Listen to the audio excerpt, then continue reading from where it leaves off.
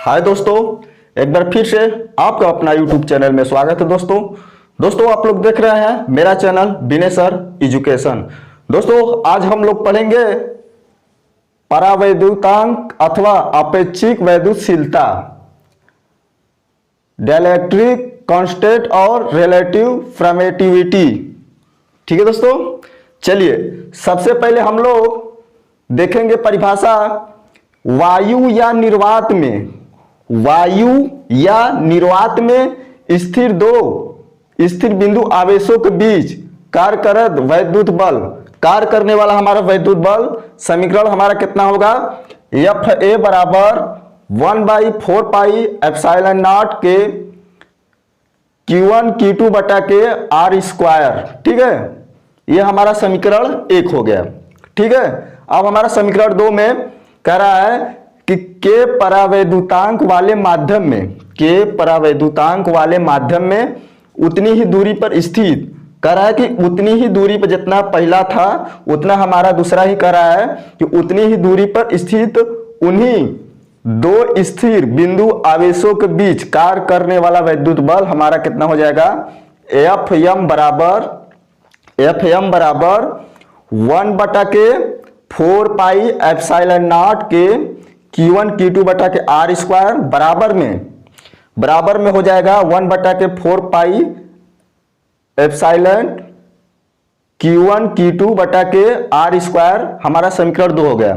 अब यहां पर हमारा एप्सिलॉन नॉट यहां पर कैसे हट गया, देखिए यहां पर जो हमारा नॉट है 0 है, कैसे हट गया, जहां एप्सिलॉन बराबर एप्सिलॉन नॉट के माध्यम की वैद्युतशीलता है, यह हमारा जो है इसके बराबर एप्सिलॉन बराबर हमारा हो जाएगा एप्सिलॉन नॉट के माध्यम की वैद्युतशीलता है। देखिए यहां पर जो हमारा है यह एप्सिलॉन के बराबर है। ठीक है, जहां एप्सिलॉन बराबर एप्सिलॉन नॉट के माध्यम की वैद्युतशीलता है। ठीक है, अब हम लोग समीकरण 1 और समीकरण 2 को हल करते हैं। ठीक है, अब यहां पे देखिएगा, यह हमारा समीकरण 1 को समीकरण 2 से भाग देने पर, हमने समीकरण 1 और समीकरण 2 वहां पे लिखा था, यहां पर हम समीकरण 1 को समीकरण 2 में भाग देंगे। तो जब यहां पर हम भाग देंगे तो हमारा यहां पर हो जाएगा FA बटा के FM। ठीक है, या लिखेंगे या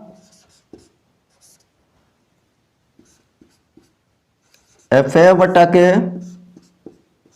FM। ठीक है, बराबर में जब हम भाग देंगे यहां पर तो हमारा यहां से 1/4 पाई एप्सिलॉन है और यहां पर 1/4 पाई एप्सिलॉन नॉट है। ठीक है, यहां पर हमारा समीकरण 2 में 1/4 पाई एप्सिलॉन है। ठीक है, तो यहां से हमारा 1/4 पाई कट जाएगा। ठीक है, तो यहां पर हमारा क्या बचेगा,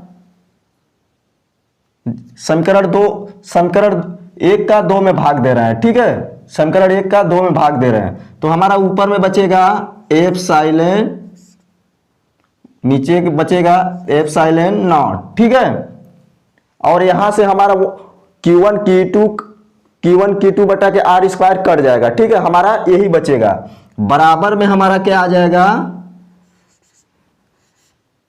एप्सिलॉन R। ठीक है, एप्सिलॉन R आ जाएगा। ठीक है, यहां पर एप्सिलॉन R क्यों आ गया, देखिए जहां लिखेंगे, जहां एप्सिलॉन R आवेशों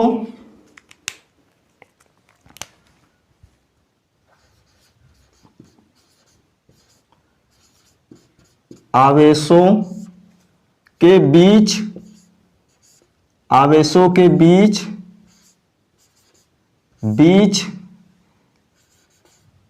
के मध्य की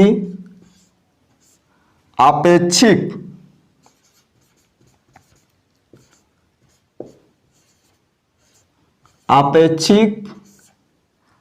वैद्युतशीलता है, वैद्युत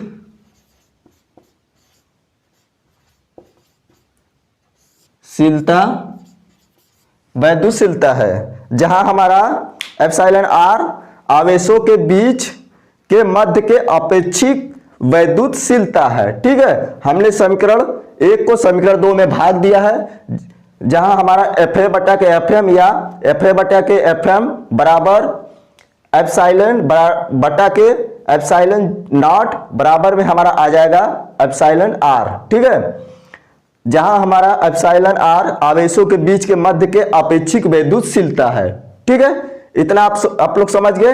यहां पर हम लोग के भी लिख सकते हैं, यहां पर हम के भी लिख सकते हैं।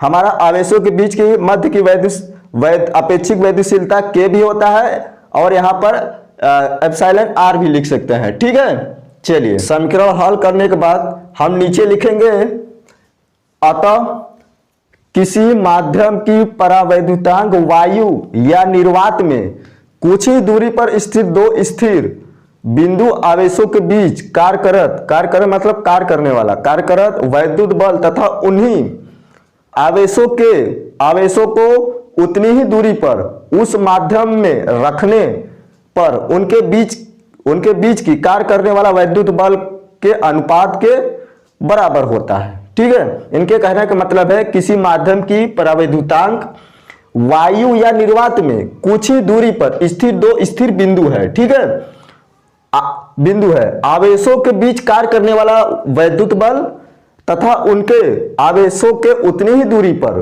उस माध्यम में रखने पर उनके बीच की कार्य करने वाला वैद्युत बल अनुपात के बराबर होता है। ठीक है, इतना आप लोग समझ गए। चलिए आज के लिए बस इतना रहने देते हैं, अगले वीडियो में फिर